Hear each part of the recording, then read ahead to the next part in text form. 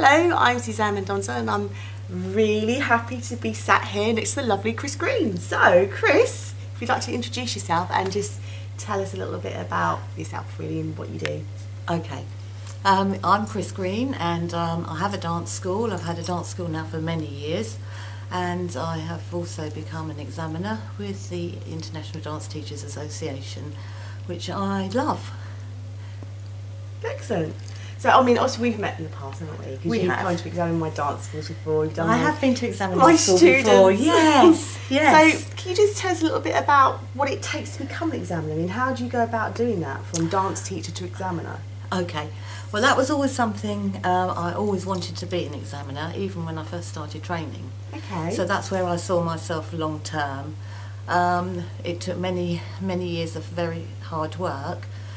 But in between taking in my qualifications, which I started off like most people do with their associate qualification, and then moved on to licentiate, then fellowship, and then obviously examinership. That has to be taken in all of the genres. So how many genres? Freestyle, ballroom and Latin. So 3. So you have to have all 3 fellowships. Right. So, and then from your fellowship completion, then we then have another level, which is to become an examiner. So that's after the exam. Yes, it's an examiner's exam.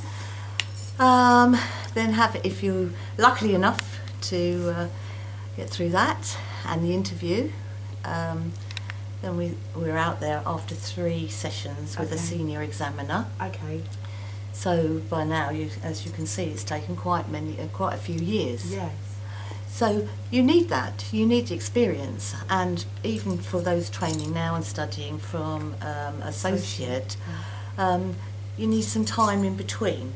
Yes. To get yourself established and to build the experiences that you're going to have building your own school and the development of your own school, developing yourself and motivation with other people.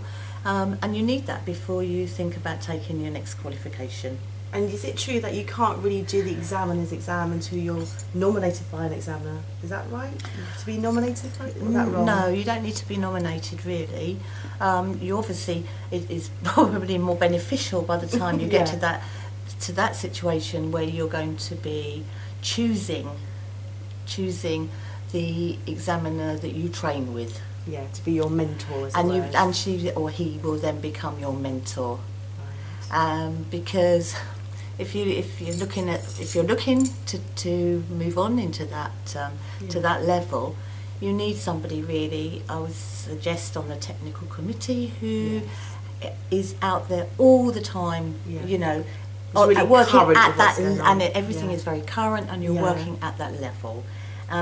So that is always going to be very beneficial at that level. So is life as an examiner really sort of glamorous, as it sort of seems to me, or No. Because you travel abroad, no? Yes, sometimes, but it is not as glamorous, I can tell you, as you might think it is. Okay. Most people think that, oh wow, examiner, I've achieved yours it. looks so beautiful, you turn up and...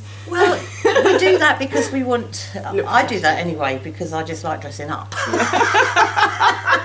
I like to dress up and make a big effort going to the schools, because I think that they've made a big effort for me to go and examine them. You also do the same in return.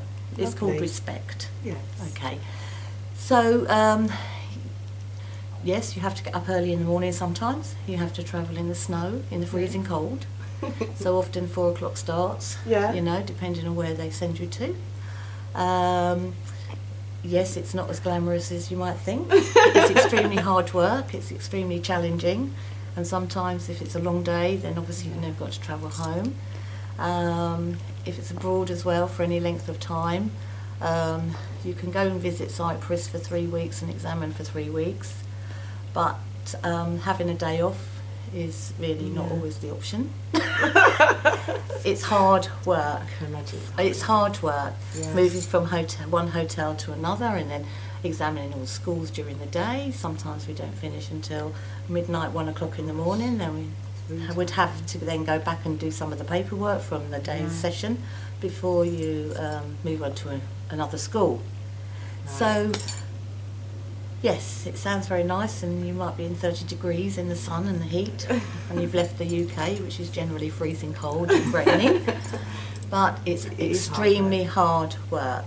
Yes, the teachers out there want you to go and do a good job, which you go and do, but there's no time for socialising except at the finish of the exam session, perhaps. Yeah, after work. After work, but then there's not much of it, because by the time you get back to bed, it's time to get up and off you go again. Well, just a closing question. Yes. What would you say are the X factor attributes the perfect candidate should have? I mean, what are you really looking for when you examine candidates, especially people like an associate level?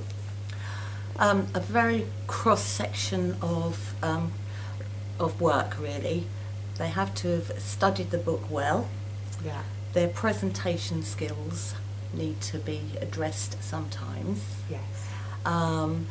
Their personality has to come across. Yeah. And so they need to know the work, and they need true. to. But you need to get to know them in a short space of time, 1 hour, 15 minutes. But they need to present them as a person, so that you can read them, as opposed to them just reciting a book. Yeah. They have to be able to understand the book and the reasons why they're there to do it. Yes. And usually, that's good. But I would say generally it's most people can come and they can recite the book, because that's what they've just spent a few their time doing. What I would like to see sometimes is their presentation skills more with the demonstration, Right. so that they use, if we're talking about, say, freestyle, then when we come to do the steps and movements, they're worried, everybody's nervous, but they tend to forget sometimes to accompany the arms and the shaping and the use of arms and upper body, presentation of expansion and projection. They forget that. They think the feet. They just sort of concentrate on the feet. That's right, and concentrate on the feet. Yeah. And actually, I'm looking for the whole package. I'd like 100% of package instead of sometimes, occasionally, 50 or 75%. So.